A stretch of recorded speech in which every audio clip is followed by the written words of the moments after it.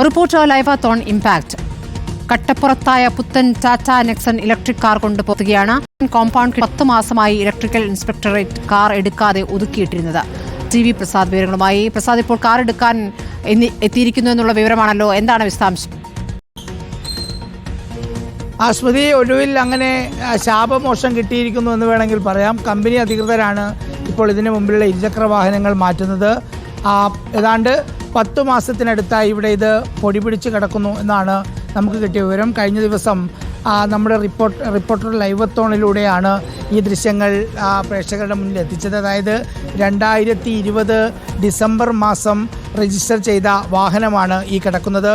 ഇതിന് ഒരു AC-ക്കുള്ള ഒരു കംപ്ലൈൻ്റ് ആയിരുന്നു എന്നാണ് മനസ്സിലാക്കുന്നത്. പിന്നീട് ഈ വാഹനം ഇവിടെ കൈമാറിയ അനർട്ടിനെ അറിയിച്ചു, കമ്പനി അധികൃതരെ അറിയിച്ചു, അതുപോലെ വകുപ്പിൽ അറിയിച്ചു. പക്ഷേ ഒരു പരിഹാരവും ഉണ്ടായില്ല. സാധാരണ സർക്കാർ നടപടികൾ പോലെ ഫയൽ നീണ്ടു പോയി വാഹനം ഇവിടെ ഇങ്ങനെ കിടക്കുകയും ചെയ്തു. അങ്ങനെ ചുരുക്കത്തിൽ ഏതാണ്ട് 9-10 മാസമായി ഈ പുതുപുത്തൻ 15 ലക്ഷത്തോളം രൂപ വില വരുന്ന ടാറ്റ നെക്സൺ കാർ ഇവിടെ കിടക്കുകയാണ്. അല്പസമയം മുമ്പ് ഇവിടെ ഓഫീസ് അധികൃതരെത്തി താക്കോല് കൈമാറുകയും ചെയ്തു. താക്കോല് കൈമാറി. ഇതെന്തായിരുന്നു ഇതിൻ്റെ പ്രശ്നം? AC-യുടെ തകരാറായിരുന്നു. ഇപ്പം ഇതെത്ര കാലം ഏകദേശം നിങ്ങളെ കണക്കിൽ? നമ്മുടെ കണക്കിൽ ഒരു 6 മാസത്തോളമായി. 4 മാസമായിരുന്നു കേടായി റിപ്പോർട്ട് ചെയ്തിട്ടുള്ളത്. അതിനുശേഷം ഇപ്പോൾ 11 മാസമായില്ല, 5 മാസം. ഇതെന്താ പിന്നെ ഇതിങ്ങനെ കിടക്കാൻ കാരണം എന്തായിരുന്നു? ഇതിൻ്റെ എക്സ്റ്റൻഡ് വാറണ്ടിയുടെ ഒരു ഇഷ്യൂ ആണ്.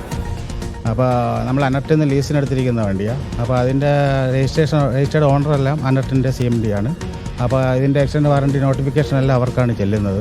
അപ്പോൾ നമുക്ക് ഡിസംബറിൽ എടുത്ത വണ്ടി നമുക്ക് മാർച്ചിലാണ് എക്സ്റ്റൻഡ് വാറണ്ടി പുതുക്കണമെന്ന് പറഞ്ഞുകൊണ്ട് തന്നപ്പോഴത്തേക്ക് വാറണ്ടി ഓവറായിപ്പോയി.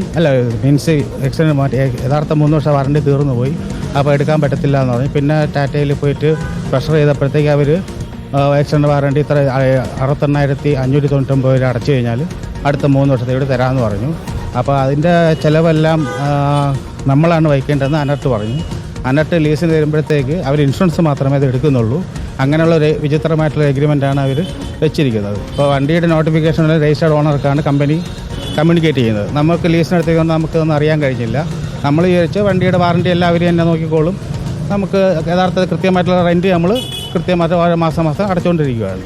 അതിന് ശേഷമാണ് അന്വേഷിച്ചപ്പോഴത്തേക്ക് വാറണ്ടി നമ്മുടെ സ്കോപ്പിലാണുള്ളതെന്ന് പറഞ്ഞതിൻ്റെ അടുത്ത് നമ്മൾ ഈ എമൗണ്ട് ഇത്രയാണെന്ന് പറഞ്ഞുകൊണ്ട് സർക്കാരിലേക്ക് കത്തിടപാട് നടത്തിക്കൊണ്ടിരിക്കുന്നു.